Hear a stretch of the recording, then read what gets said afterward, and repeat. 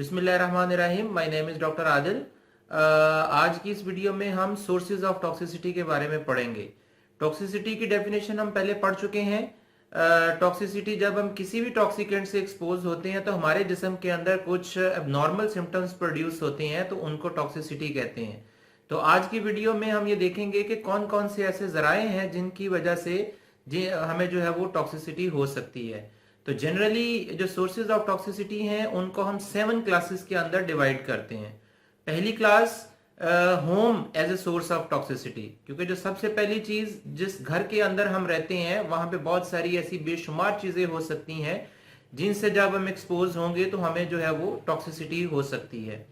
हम सबसे पहले अगर अपने बेडरूम का जायजा लें तो हमारे बेडरूम के अंदर बहुत सारी ऐसी चीजें मिलेंगी जिनसे अगर हम एक्सपोज होते हैं तो हमें टॉक्सिसिटी हो सकती है, जिसमें हमारे ड्रेसिंग टेबल पे पड़ी हुई कॉस्मेटिक की चीजें, हमारे बेड साइड ड्रॉज में पड़े हुए जो ओवर द काउंटर मेडिकेशंस, और इसके अलावा बहुत सारी चीजें जो हैं जिनसे हम एक्सपोज अगर हों तो हमें टॉक्सिसिटी हो सकती है। उसके बाद अगर हम अपने वॉशरूम की तरफ चले जाएं तो हमारे वॉशरूम के अंदर शैम्पूज, सोप्स, वॉशरूम क्लीनर्स, ये ऐसी चीजें हैं जिनसे अगर हम एक्सपोज हों तो हमें जो है वो टॉक्सिसिटी हो सकती है। उसके बाद हमारे जो घरों के गैराज हैं या हमारे घरों के अंदर जो लॉन्स हैं वहां पे भी बेशुमार ऐसी चीजें हमें मिलेंगी जिनसे अगर हम एक्सपोज हों तो हमें जो है वो टॉक्सिसिटी हो सकती है। उसके बाद जो दूसरा सोर्स है वो occupation as a source of toxicity है, क्योंकि हर कोई किसी न किसी पेशे से वाबस्ता है और उस पेशे के अंदर जब वो कोई काम कर रहे होते हैं तो अगर वहां पे कोई मिस हैंडलिंग हो तो there is a chance of toxicity. For example, if I am working in the laboratory I am more prone to the acids and the base toxicity. if someone is working outside or outdoor performing the activity, तो he or she is more prone to the environmental pollutants. इसी तरह if somebody is working with the metals, he or she is more prone to the that particular metal toxicity. So जिस occupation से हम लोग involve होते हैं उस occupation में हमें जो है वो अगर हम मिस हैंडलिंग करें, प्रॉपर प्रिकॉशनरी मेजर्स को अडॉप्ट ना करें तो हमें जो है वो टॉक्सिसिटी होने का चांस होता है। तीसरा बड़ा सोर्स जो है वो एनवायरनमेंट है। एनवायरनमेंट के अंदर बहुत सारी ऐसी चीजों से हम एक्सपोज होते हैं जिनसे हमें टॉक्सिसिटी हो सकती है। तो एनवायरनमेंट के अंदर आमतौर पे एयर है, वाटर है, सॉलिड्स हैं, नॉइस है। तो इन तमाम चीजों के अंदर जो है वो अगर कोई पोल्यूटेंट्स ऐड हो जाते हैं तो हम उनसे जब एक्सपोज होंगे तो हमें जो है वो टॉक्सिसिटी हो सकती है। उसके बाद जो चौथा बड़ा सोर्स है टॉक्सिसिटी का, वो drugs as a source of toxicity है। तो मोस्टली ड्रग्स को तो हम बेनिफिशियल पर्पसेस के लिए इस्तेमाल करते हैं, लेकिन अगर हम इसको मिस यूज करें या प्रॉपर इसका इस्तेमाल ना करें तो उससे जो है वो हमें टॉक्सिसिटी हो जाती है।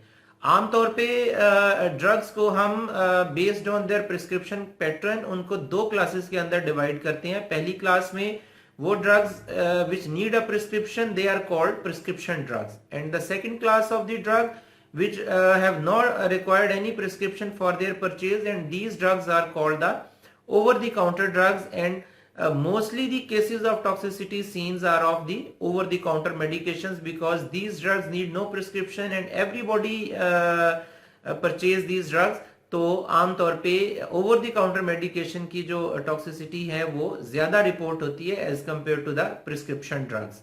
उसके बाद जो हमारा नेक्स्ट सोर्स है टॉक्सिसिटी का, दे आर द प्लांट्स।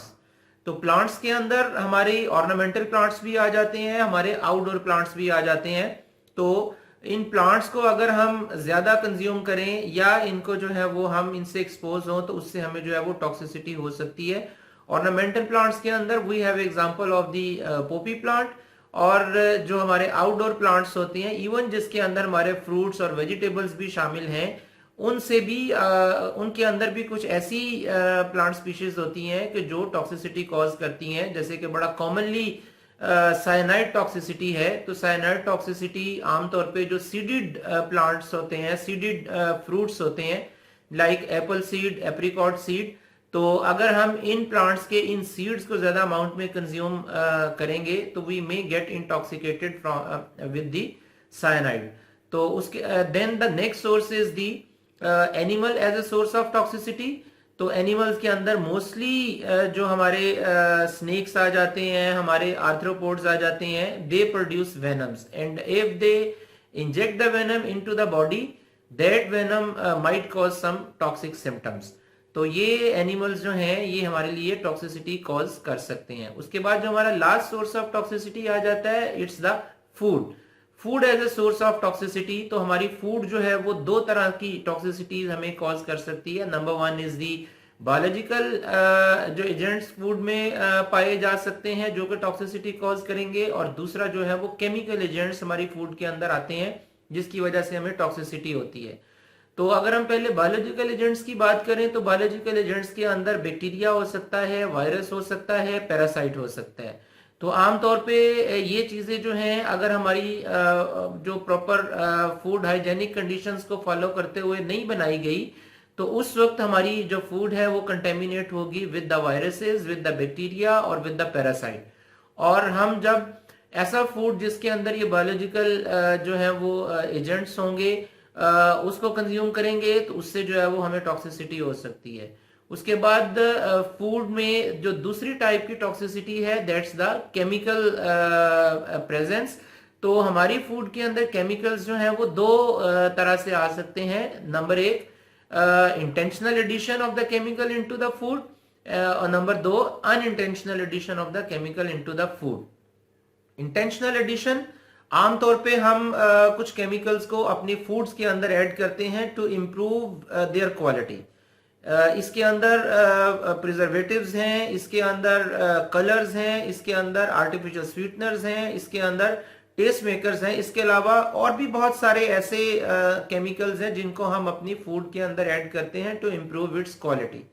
तो ऐसी चीजें जो हैं ये अगर हम जरूरत से ज्यादा इस्तेमाल करें या अपनी फूड का जो है वो जैसे प्रोसेस फूड है इसका बहुत ज्यादा इस्तेमाल करें तो देयर इज अ चांस कि ये जो intentional addition of the chemicals हैं इससे हमें टॉक्सिसिटी हो सकती है। दूसरी क्लास ऑफ द केमिकल है जो कि अनइंटेंशनल एडिशंस होते हैं। तो आमतौर पे ये रेजिड्यूज की शक्ल में हमारे फूड के अंदर आती हैं। हम अगर अपनी फूड को देखें तो हमारी फूड जो है वो मोस्टली हमारी जो फूड आती है वो दो सोर्सेज से आती है, one from the animals and other from the plants. तो एनिमल्स से जो हम फूड लेते हैं mostly it's coming from the poultry as well as from the livestock. तो पोल्ट्री से हम मीट और एग लेते हैं, जबकि लाइव स्टॉक से हम मिल्क, मीट जो है वो लेते हैं। तो इनके अंदर जब हम केमिकल्स को इस्तेमाल करते हैं, जब हमारे ये जानवरों को हम पालते हैं और अगर ड्यूरिंग द रियरिंग ये जानवर बीमार हो जाते हैं तो इनको ट्रीट करने के लिए हम अद्वियात का इस्तेमाल करते हैं। और आमतौर पे जब हम अद्वियात का इस्तेमाल करते हैं तो इस जानवर को मार्केट में बेचने से पहले कुछ वक्त के लिए इंतजार करवाना पड़ता है जिसको हम विड्रॉल टाइम कहते हैं।